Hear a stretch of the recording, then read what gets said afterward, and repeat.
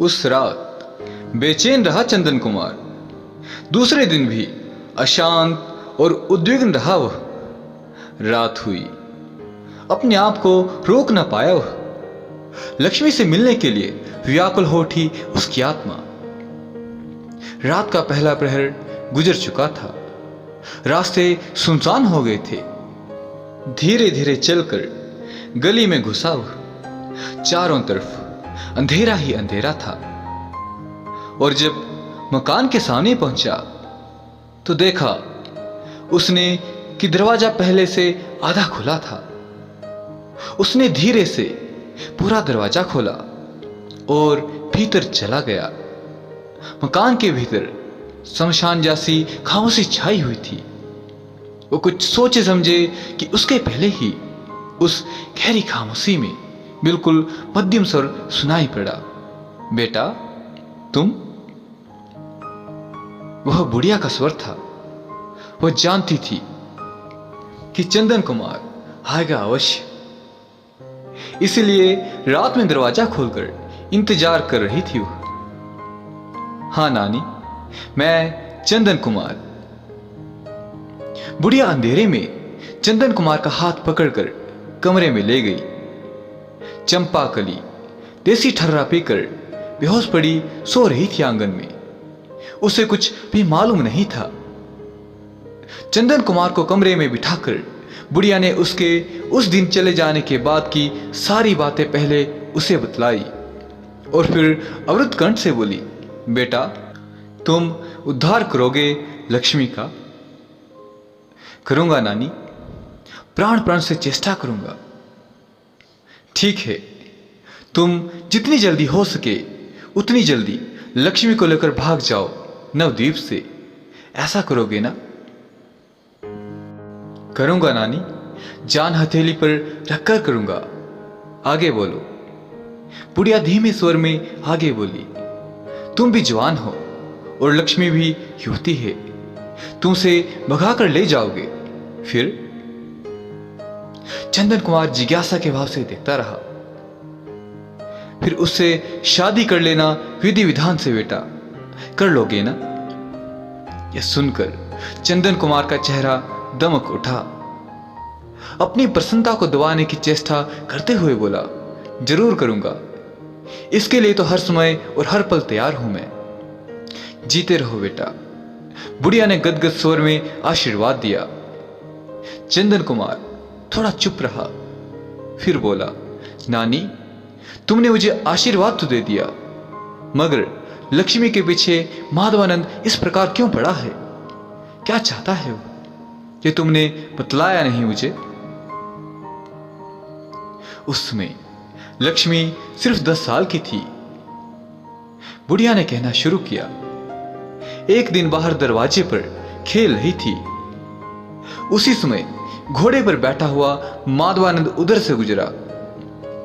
उसकी कलुषित नजर लक्ष्मी पर पड़ गई। घोड़े से उतरकर उसने लक्ष्मी को अपने पास बुलाया। वह सहमी सहमी सी जाकर खड़ी हो गई उस राक्षस के सामने। उसने लक्ष्मी की ठोड़ी उठाकर उसका चेहरा देखा और फिर घर में घुसकर उसका परिचय पूछा। मैंने डरते डरते लक्ष्मी का परिचय दे दिया उस पापी को। सुनकर आदेश भरे स्वर में उसने कहा, इसका विवाह नहीं होगा। इसे तांत्रिक साधना भूमि पर अर्पित किया जाएगा। 16 वर्ष तक यह कुमारी रहेगी और फिर मैं इसे आकर अपने साथ ले जाऊंगा। इतनी सुंदर कन्या का जन्म तांत्रिक साधना में नियोजित करने के लिए हुआ है। मैं 6 वर्ष तक प्रतीक्षा करूंगा, समझी बुढ़िया। घर में रोना पीटना मच गया माधवानंद का आदेश सुनकर। तांत्रिक साधना का मतलब सभी जानते थे। अपनी भैरवी बनाकर वासना पूर्ति कर लेने के बाद माधवानंद ने कितनी कुंवारी कन्याओं का सर्वस्व नाश कर दिया था, यह भी सभी लोग जानते थे। भैरवी के आसन से परित्यक्त होने के बाद उन लड़कियों के लिए घर परिवार और समाज का दरवाजा हमेशा के लिए बंद हो जाता था। उन्हें भ्रष्ट समझा जाता था और भ्रष्ट और परित्यक्ता कुमारी को भला अपनाता कौन? कौन उनसे शादी करता। ऐसी विषम परिस्थिति में वे या तो आत्महत्या कर लेती थी या फिर किसी विदेशी व्यापारी के साथ उसकी रखेल बनकर चली जाती थी। नवद्वीप का वणिक समाज माधवानंद के विरुद्ध कुछ भी कर सकने में असमर्थ था, इसलिए उल्टे लक्ष्मी को जाति बिरादरी से बाहर निकाल दिया था। लक्ष्मी के माता पिता इस महाआघात को सहन ना कर सके और एक दिन एक साथ दोनों ने विषपान कर आत्महत्या कर ली। थोड़ा थमकर बुढ़िया आगे बोली, मैं लक्ष्मी को लेकर कहीं भाग ना जाऊं, इसलिए माधवानंद ने चंपाकली को निगरानी करने के लिए यहां रख छोड़ा है। 5 साल इसी तरह कट गए और इस लंबे अरसे में बराबर हर क्षण मेरे और लक्ष्मी के सिर पर नंगी तलवार लटकती रही। कल जाते समय माधवानंद चंपाकली को आदेश दे गया है कि लक्ष्मी को वह इस अमावस्या की रात्रि की साधना में उपस्थित करे। चंपाकली उसके आदेश का पालन अवश्य करेगी और चंपाकली के आदेश का पालन करना पड़ेगा लक्ष्मी को। आदेश क्या होगा? बुढ़िया बोली, उसके आदेश के अनुसार पहले गंगा स्नान करना होगा, लाल रेशमी साड़ी पहननी होगी, मस्तक पर लाल सिंदूर का टीका लगाना होगा, गले में जवा पुष्प की माला पहननी होगी और इतना ही नहीं बेटा, उसे आकंठ मदिरा पान भी करना होगा और फिर उसके बाद सर्वस्व नाश हो जाएगा लक्ष्मी का।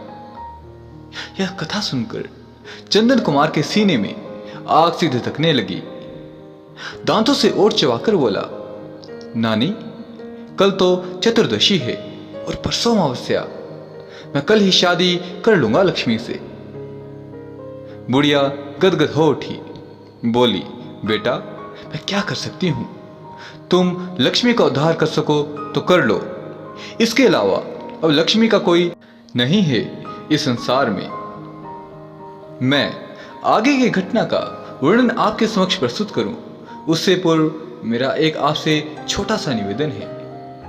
यदि अभी तक आपने इस घटना के पूर्व के भागों को नहीं देखा है तो इस चैनल पर जाकर पूर्व जन्मों के काले पन्ने प्लेलिस्ट में जाकर आप इसके पूर्व के भागों को देख सकते हैं। और यदि आप ज्योतिष विद्या अंक विद्या के माध्यम से अपने इस जन्म के रहस्य को सुलझाना चाहते हैं तो डिस्क्रिप्शन में प्रवृत्त ज्योतिषियों के संपर्क सूत्र आपको प्रदान कर दिए गए हैं, आप उनकी सहायता अवश्य ले सकते हैं। और यदि अभी तक आपने हमारे टेलीग्राम चैनल को ज्वाइन नहीं किया है तो डिस्क्रिप्शन बॉक्स में उसका भी लिंक प्रदान कर दिया गया है। तुम्हारे अलावा अब कोई नहीं है लक्ष्मी का इस संसार में। नानी तुम चिंता मत करो, मैं कल ही शादी की व्यवस्था करूंगा। दरवाजे की ओट में खड़ी लक्ष्मी का कलेजा धुक धुक करने लगा तेजी से। बुढ़िया कांपने लगी, इतने दुस्साहस की कल्पना भी नहीं कर सकती थी वह। कंपित स्वर में वह बोली, लेकिन बेटा शादी कैसे होगी, कौन करवाएगा शादी? क्या कोई पुरोहित नहीं है? है तो जरूर, मगर माधवानंद के भय से कोई भी विवाह करवाने के लिए तैयार ना होगा। मगर सुना है जगतारण के ठाकुर के बेटे भवतारण ठाकुर, जिन्हें लोग निमाई पंडित के नाम से जानते हैं, वे किसी से नहीं डरते, वे बहुत निडर हैं। लेकिन क्या वे तैयार होंगे? उम्मीद कम ही है। चंदन कुमार कुछ देर तक सोचता रहा, फिर उत्साहित होकर खड़ा हो गया, बोला, मैं जाता हूं निमाई पंडित के यहां। अगर वे तैयार ना हुए तो? निमाई पंडित राजी हो या ना हो, मैं कल रात में किसी समय आऊंगा। शादी ना भी हुई तो मैं लक्ष्मी को कल रात ही अपने साथ ले जाऊंगा और घर ले जाकर विधि से शादी कर लूंगा। यह सुनकर बुढ़िया के चेहरे पर आशंका की छाया एक बार उभरी और फिर दूसरे क्षण गायब हो गई।